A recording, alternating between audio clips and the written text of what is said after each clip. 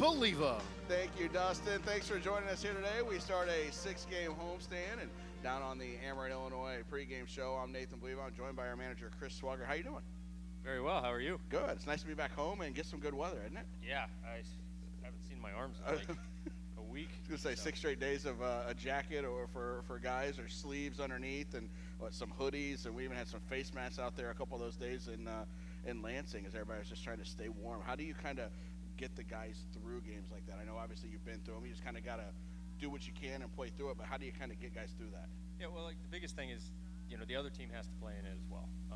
So, that's the beauty of baseball. Like, it's a level playing field. We both have to play on a field, good or bad. We both have to play in conditions. It's not like, the rain shuts off or the lights turn off for one team or the other. So we're all dealing with it, and that's just part of the game is learning how to deal with those things better than, our competition.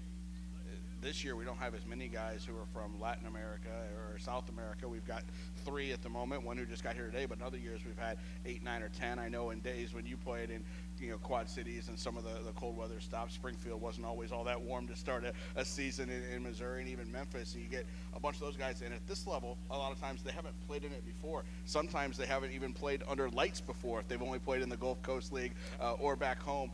As a manager or in the past as a teammate, how do you kind of get guys adjusted to that if it's the first time they've ever done it? Well, it's definitely a culture shock for them in every aspect.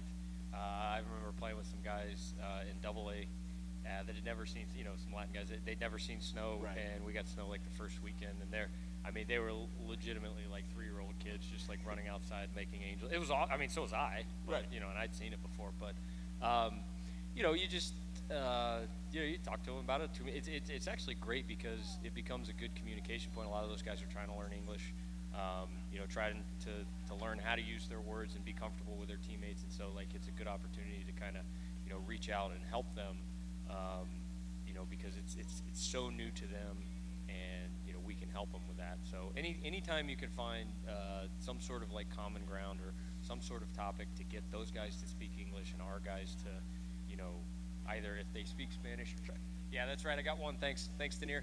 So, you want that? How did I know that's exactly who that would be? Well, I didn't have to look. That's also another type of culture we try to cultivate in the clubhouse, and he's really bought in to yes he's really bought into the sarcasm and the just general dislike amongst the staff. You mentioned Spanish. You throw some Spanish around every once in a while. Was that something that became more conscious for you as you became a manager a couple years ago? Did you pick that up as a player? You're from Florida. Did you pick it up there? How did that come about for you? Well, so it was a mandatory class at the high school I went to. We had to take it for 4 years, and then at the Citadel, you actually have to take a foreign language for at least 4 semesters. You can test out of it, but basically you have to be proficient in a foreign language at that school. So I had like a good base as far as vocabulary and grammar, and then when I was playing, I played 2 years in Colombia, the country, and another year in Panama, and when you're in it, you don't have a choice. Right. So you have to speak, both of those countries don't have a lot of bilingual people. It's usually just, pure Spanish, and what's good about it is there's not a lot of slang thrown around either, so people speak clearly, so it helped me out. But then, I really enjoyed it. It was a challenge for me to learn how to do it, and I'm to the point now where, I don't know if you could call me fluent. I can say basically whatever I want, and I can communicate to the guys, but I tell them all the time, when they start speaking quickly, it seems like it's just all one word. And it's like a full paragraph. Which is how I'm sure we seem to them all the time. Yeah, absolutely. But so what I try to do, it's kind of funny. Like when I speak in English, I'm sure I put like huge emphasis on words, and I just sound absolutely just not smart, and just mix up all kinds of syllables and emphases, and it's just ridiculous. So, but it's good. I think I actually have to try not to speak Spanish to those guys.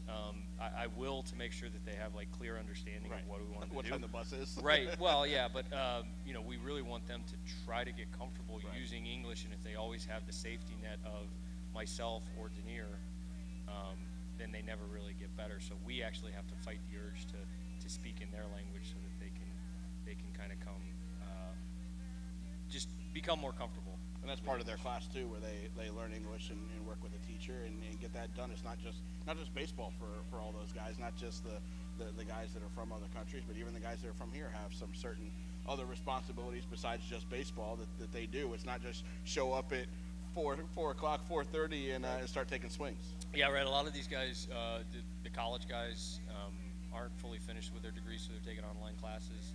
Our high school guys do a lot of continuing education.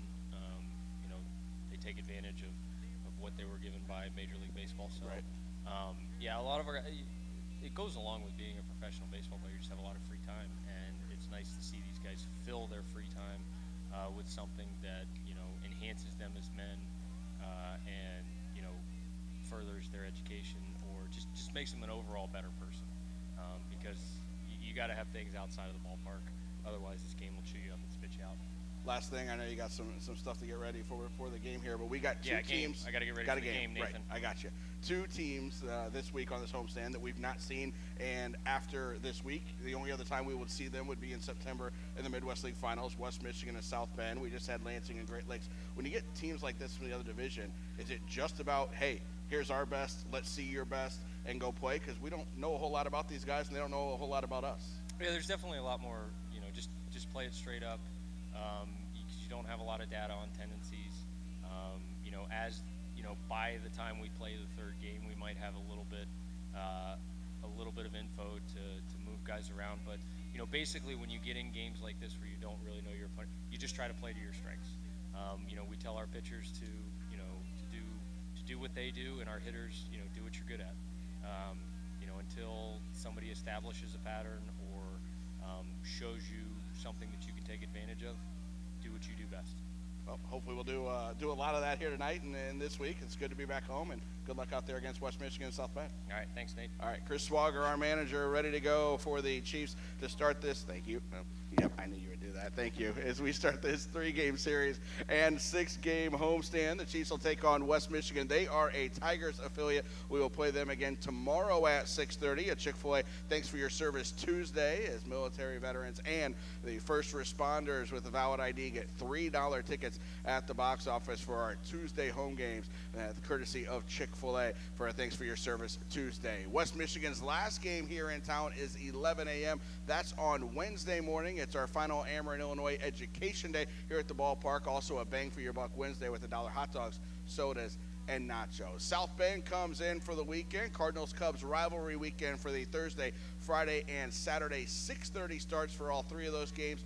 Post-game fireworks after all 3 of those games on Thursday, Friday, and Saturday as well. Of course, it's a Thirsty Thursday presented by Brewers Distributing. You get $2 12-ounce domestic draft beers and sodas, cans of beer and sodas. You can get the $3 craft beers and $3 bratwursts as well, and $3 margaritas on the Thirsty Thursday, and a Taco Bell Live Moss Thursday as well. Get a receipt from any Central Illinois Taco Bell and bring it down for a buy one, get one ticket offer. Limit of 4 free tickets on that at the box office. And Brewers is coming out on Thursday as well. They've got Cardinals tickets to give away in the Cardinals Club, so they'll have those out here on Thursday as well, part of the Thirsty Thursday as we take on South Bend. Then on Friday, we've got a giveaway replica jersey, 17 on the front and back of those Chiefs jerseys. They have the Chiefs script on them.